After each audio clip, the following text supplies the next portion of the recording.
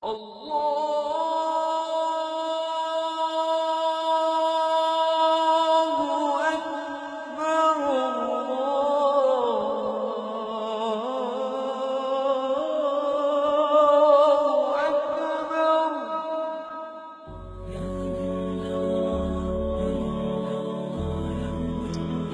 হচ্ছেন জান্নাতে প্রবেশ করার বৃহত্তম দুয়ার। আল ওয়ালিদু আওসাতু আবওয়াবিল জান্নাহ। এর মানে হলো জান্নাতে প্রবেশ করার সবচেয়ে সহজ পদ্ধতি হচ্ছে বাবা মায়ের খেদমত করা, তাদের সাহায্য করা। নবীজি সাল্লাল্লাহু আলাইহি ওয়াসাল্লাম বলেন, রিদার রব্বি ফি রিদাল ওয়ালিদ ওয়া সাখাতুর রব্বি ফি সাখাতিল ওয়ালিদ। আল্লাহ তাআলার আনন্দ পিতামাতার আনন্দে, আর আল্লাহ তাআলার রাগ পিতামাতার রাগে। মুসনাদ ইমাম আহমদ এবং সুনান আবু দাউদ গ্রন্থে সেই বিখ্যাত হাদিসে বর্ণিত আছে, একজন সাহাবী সুদূর ইয়েমেন থেকে এসে রাসূল সাল্লাল্লাহু আলাইহি ওয়াসাল্লামকে বললেন, হে রাসূলুল্লাহ, আমি ইয়েমেন থেকে এসেছি আপনাকে বাইআত দিতে, আপনার পেছনে জিহাদ করতে। আমার বাবা মা কাঁদছিলেন, তারপরও আমি তাদের ছেড়ে চলে এসেছি আপনার পাশে থাকতে। তখন নবীজি সাল্লাল্লাহু আলাইহি ওয়াসাল্লাম বললেন, তুমি যদি সত্যি আল্লাহর সন্তুষ্টি চাও তাহলে শীঘ্রই তাদের কাছে ফিরে যাও এবং যেমন করে তুমি তাদের কাঁদিয়েছিলে তেমনি করে তাদেরকে হাসাও, তাদের আনন্দ দাও।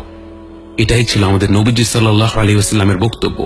তুমি বাবা মাকে দুঃখী করে জান্নাত লাভ করতে চাও? তিনি এসেছিলেন সাহাবী হতে, এসেছিলেন রাসূল সাল্লাল্লাহু আলাইহি ওয়াসাল্লামের পাশে জিহাদ করতে, কিন্তু তিনি তার বাবা মাকে কষ্ট দিয়ে এসেছিলেন, তাদের অনিচ্ছায় তাদের একা ফেলে চলে এসেছিলেন। এবং রাসূল সাল্লাল্লাহু আলাইহি ওয়াসাল্লাম বললেন, তুমি এভাবে জান্নাত লাভ করতে চাও, তাদের কাছে ফিরে যাও। আমরা জানি না আমরা আমাদের বাবা মাকে আর কতদিন পাবো। যাদের বাবা মা এখনো বেঁচে আছেন তাদের খুশির জন্য যা কিছু সম্ভব তাই করুন, এবং যাদের বাবা মা ইন্তেকাল করেছেন তাদের জন্য অনেক কিছু করার আছে। একবার এক সাহাবী রাসূল সাল্লাল্লাহু আলাইহি ওয়াসাল্লামকে এসে বললেন, হে রাসূলুল্লাহ, আমার মা ইন্তেকাল করেছেন, আমি কি তার জন্য কিছু করতে পারি? রাসূল সাল্লাল্লাহু আলাইহি ওয়াসাল্লাম বললেন, অবশ্যই, তার জন্য তুমি অনেক কিছুই করতে পারো। তার জন্য দোয়া করো, তার গুনাহ মাফের জন্য দোয়া করো, তার হয়ে দান সাদকা করো, কুরবানি দাও, তার হয়ে হজ করো, উমরা করো, তার আত্মীয় স্বজনদের সাথে দেখা করো, ভালো সম্পর্ক বজায় রাখো। এই সকল কাজই আপনি আপনার মৃত বাবা মায়ের জন্য করতে পারবেন। অনেক আত্মীয় স্বজনদের কথা আমাদের মনে থাকে না, কিন্তু আপনার বাবা মা বেঁচে থাকলে তারা হয়তো তাদের সাথে সম্পর্ক বজায় রাখতেন। এখন আপনার উচিত তাদের সাথে ভালো সম্পর্ক রাখা, তাদের সাথে দেখা সাক্ষাৎ করা।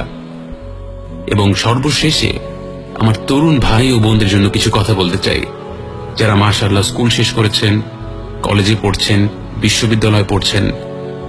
এটা সব সময় মনে রাখবেন যে আপনারা বড় হতে হতে আপনাদের সবচেয়ে বড় আফসোস সব সময় হবে আপনার বাবা মায়ের সাথে দুর্ব্যবহার করা, আপনার বাবা মায়ের সাথে ঝগড়া করা, আপনার বাবা মাকে কষ্ট দেয়া। কঠোর কথা কখনো ফিরিয়ে নেওয়া যায় না। আপনার বাবা মাকে একবার কষ্ট দিলে সেটা কখনো ফিরিয়ে নেওয়া যায় না। আপনি যত দিন বেঁচে আছেন সেই স্মৃতিগুলো আপনাকে কষ্ট দেবে। আমরা যখন বয়সে ছোট থাকি তখন রেগে যাওয়াটা খুবই সহজ, কিন্তু যেই আফসোস আর স্মৃতি আপনার সাথে রয়ে যাবে তা আপনাকে সারাটি জীবন কষ্ট দেবে। তাই আমার প্রিয় ভাই ও বোনেরা, আল্লাহ কোরআনে যা বলেছেন তা সবসময় মনে রাখবেন। তোমরা বাবা মায়ের সাথে চমৎকার ব্যবহার করবে, এমনকি তাদের উফ পর্যন্ত বলবে না, তাদের সাথে খারাপ ব্যবহার করবে না। আপনারা আল্লাহর সন্তুষ্টি চাইলে আপনাদের সামনে দুটো দরজা আছে, আপনার মা এবং আপনার বাবা। তাদের খুশি রাখুন।